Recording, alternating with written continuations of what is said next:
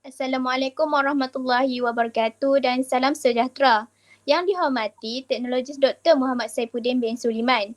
Kumpulan kami terdiri pada 3 orang iaitu saya sendiri Nukairina binti Muhammad Khairuddin C21A1992, Nur Syafiqah Amirah binti Muhammad Johari C21A2014 dan Umi Hamidah binti Kamaruddin C21A2450. Soalan kami, adakah teori barat tidak selari dengan budaya tempatan? Ya, tidak selari. Apa yang dikatakan dengan teori barat? Teori barat ini memberi tumpuan hanya pada satu-satu aspek dan tidak menyeluruh. Teori ini tidak mengambil kira aspek agama dan bersifat sekular dan menyatakan asas kepada teori barat tidak kukuh dengan hujah yang dipatahkan seperti hanya berdasarkan kepada pengalaman. Kat sini kita dapat tengok bahawa teori barat ni dia tidak menyeluruh seperti mana budaya tempatan yang mana berlandaskan agama, budaya dalam norma kehidupan. Seperti dalam kesusasteraan Melayu. Seterusnya, apa itu budaya tempatan? Menurut Kamus Dewan Bahasa 2005 bahawa budaya boleh didefinisikan itu yang meliputi sistem sosial, ekonomi dan politik. Budaya pertempatan merujuk kepada masyarakat setempat yang merangkumi kedua-dua tradisi sejarah serta merujuk kepada suatu budaya bagi sesebuah etnik tempatan yang mempunyai nilai budaya tersendiri. Okey, kita akan ke teori pertama iaitu teori feminism. Semua sedia maklum apa itu teori feminism. Teori ini merangkumi sistem idea tentang kehidupan sosial dan pengalaman manusia yang berkembang atas asas persoalan wanita dalam masyarakat. Dengan kata lain, teori feminism ini mementingkan kesaksamaan naik taraf, kehidupan dan peluang yang sama bagi insan tidak kira ianya lelaki atau perempuan. Lebih efektif lagi teori feminism ni dia nak meningkatkan taraf dan mengangkat martabat seorang perempuan. Okey, lazimnya dalam budaya tempatan ni, perempuan ni dikenali sebagai sosok tubuh yang sopan santun, ayu, baik dan mempunyai maruah yang tinggi. Dahulu perempuan ni lazimnya tempat dia kat dapur, sekarang dekat pejabat. Buktinya dalam politik, struktur organisasi negara telah memberi kepercayaan kepada golongan wanita untuk mentadbir. Hal ini dikatakan demikian kerana wanita telah mendapat kesedaran untuk menaik taraf diri mereka sendiri dan menjadikan mereka seorang personaliti yang sama taraf dengan lelaki. Sebagai contoh, Datuk Seri Nancy Shukri diangkat sebagai Menteri Pembangunan Wanita, Keluarga dan Masyarakat. Di sebelah kiri, kita dapat melihat gambar Datuk Seri Nancy Shukri. Seterusnya, saya akan mempersilakan pembentang Nur Syafiqah Amirah. Terima kasih kepada Karina. Seterusnya kita pergi kepada teori materialism. Sebelum kita mengupas lebih lanjut tentang teori materialism ini, eloklah kita tahu apa itu teori materialism ini. Materialism berasal daripada Yunani iaitu materia yang bermaksud benda. Materialism ialah satu fahaman yang menganggap kewujudan hanyalah berunsurkan material seperti pengetahuan alam, ianya berkembang dan berasaskan materialism. Fahaman materialism ini memperlihatkan satu pemikiran yang mengukur segala-galanya dengan ukuran jirim. Fahaman ini juga menolak kewujudan spiritual, metafizik dan unsur gaib. Seterusnya kita pergi kepada budaya tempatan. Okey, budaya tempatan, sifat materialistik ini telah menjadi faktor utama amalan rasuah berlaku dalam masyarakat kita ini. Seperti yang kita tahu, amalan rasuah memang berlaku di negara kita ini. Ketua Biro Pendidikan Pertubuhan Ikon Malaysia, Muhammad Yusof Syafiee berkata, amalan terlalu mengutamakan sifat materialistik dalam kehidupan seharian menjadi seseorang itu gelap mata. Di sini ingin mengatakan bahawa jika kita mengambil rasuah itu individu tu terus macam tak fikir rasuah ni adalah perkara yang buruk. Yang dia akan fikir dapat duit. Okey, di sebelah sana adanya bukti iaitu artikel berkenaan rasuah di Malaysia yang mana bertajukkan sifat materialistik antara punca terima rasuah. Seterusnya saya serahkan kepada Umi Hamidah. Okey, saya akan bentangkan mengenai teori sosiologi sastra. Teori sosiologi sastra ini juga turut mengandungi sosial budaya yang mana turut terdapat dalam sesebuah karya. Teori sosiologi ini mempunyai pengaruh kehidupan manusia dalam kehidupan seharian mereka. Teori sosiologi ini turut menerapkan mengenai politik dan ekonomi. Penggunaan teori sosiologi sastra ini selalu digunakan untuk mengkritik pemerintah dalam hasil karya. Penggunaan teori barat ini tidak menitik beratkan soal agama dan elemen jati diri Melayu. Sedangkan agama ini menunjukkan identiti umat Islam dan akhlak umat Islam. Seperti anda maklum, penggunaan teori barat ini menerapkan tentang kehidupan masyarakat saja, yang mana ada juga mempengaruhi masyarakat yang moden dan tidak menerapkan kehidupan masyarakat yang zaman dahulu. Sedangkan teori tempatan ini menerapkan tentang kehidupan dan adat-adat Melayu zaman dahulu yang menunjukkan keakhlatan orang-orang zaman dahulu. Seperti yang anda lihat, budaya tempatan iaitu mementingkan ilmu yang membawa faedah kepada diri sendiri, iaitu dengan melewati pusat-pusat ilmu atas tujuan pembelajaran. Tidak mudah terpedaya dengan tempat-tempat yang boleh mendatangkan maksiat sekaligus boleh memudaratkan daya ingatan. Untuk pengetahuan, masyarakat zaman dahulu menitik beratkan tentang agama dan ilmu. Oleh demikian, mereka sangat menitik beratkan tentang tempat-tempat yang boleh membawa ilmu sahaja dan mereka tidak akan mendatangi tempat-tempat yang boleh memudaratkan daya ingatan mereka. Okey, seterusnya adalah cabaran teori barat terhadap budaya tempatan. Pengaruh yang pertama adalah pengaruh sosial barat. Pengaruh ini lebih kepada cara berfikir yang dianggap moden, iaitu berfikiran terbuka. Ini seperti yang anda maklum, penggunaan teori barat ini menitik beratkan ke sifat terbukaan di mana mereka berhak bersuara tanpa memikirkan tentang soal pemerintah ataupun politik semata-mata.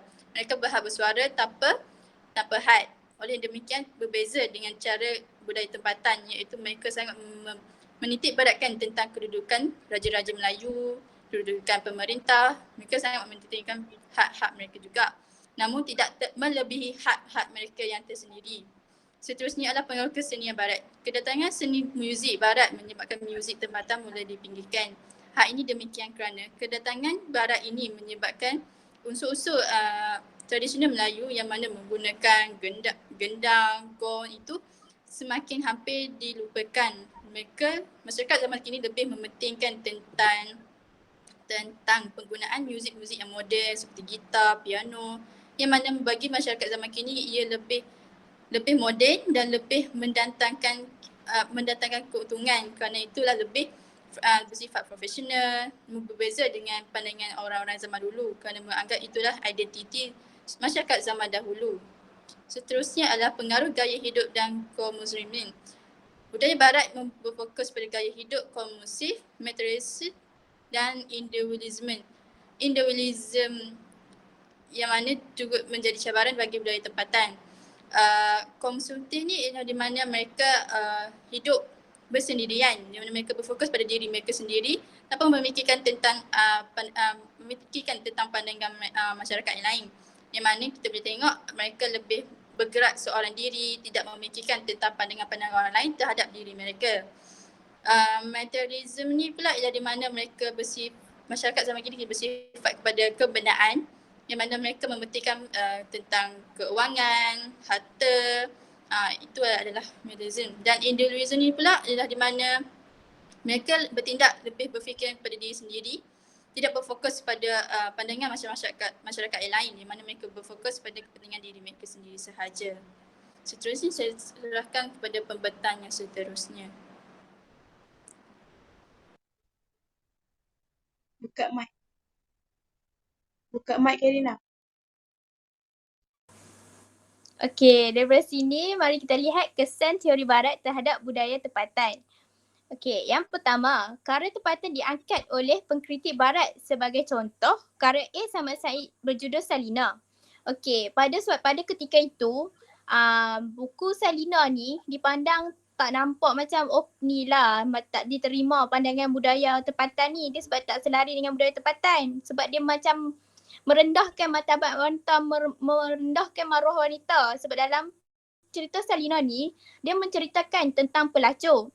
Namun, bagi pelopor ataupun daripada falsafah pengkritik daripada barat, mereka menyatakan judul karya Salina ni merupakan karya yang sangat perlu diberi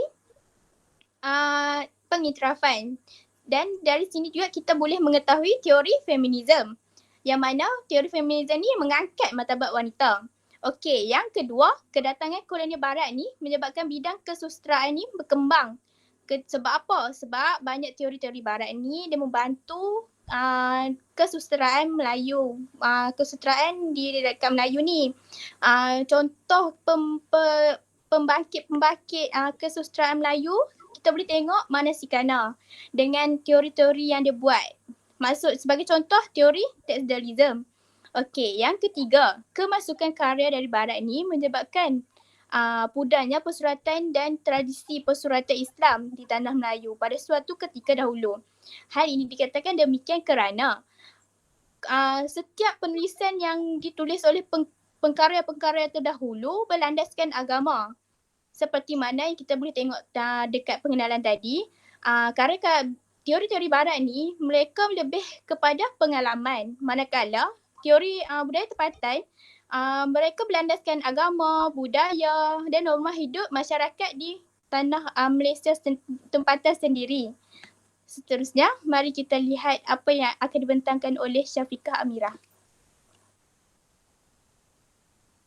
Okey, baiklah. Seterusnya kita pergi kepada langkah-langkah. Langkah-langkah yang perlu diambil oleh seorang individu. Yang pertama adalah berpegang teguh pada ajaran agama dengan cara mendalami lebih banyak dalam penghayatan ajaran agama.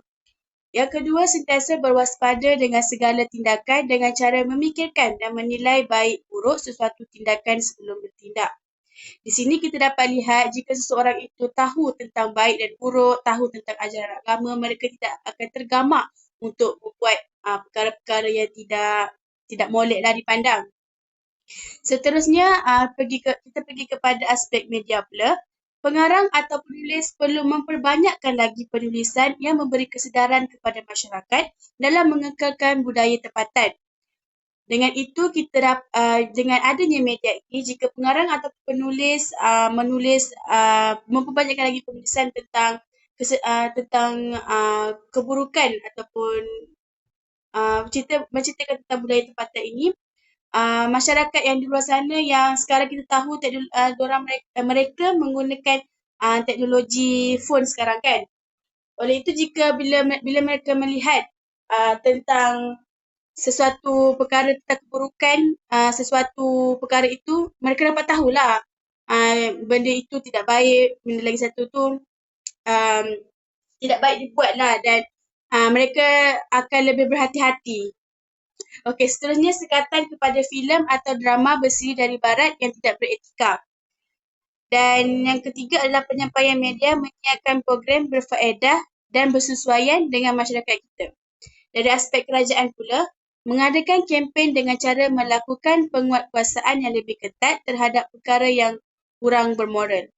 Seterusnya saya serahkan seterusnya kita pergi kepada rumusan.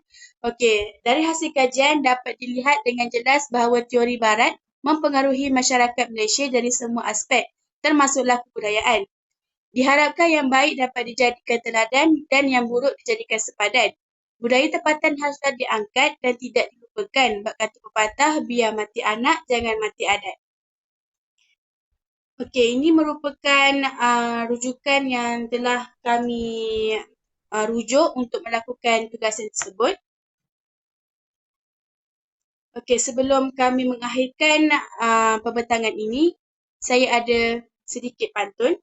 Dari Kedah ke Pekansari, beli swasta di Kota Tinggi. Selesai sudah tugas yang diberi, di lain masa bersua lagi. Sekian daripada kumpulan kami. Terima kasih. Nak kena bangun. Bangun kejap.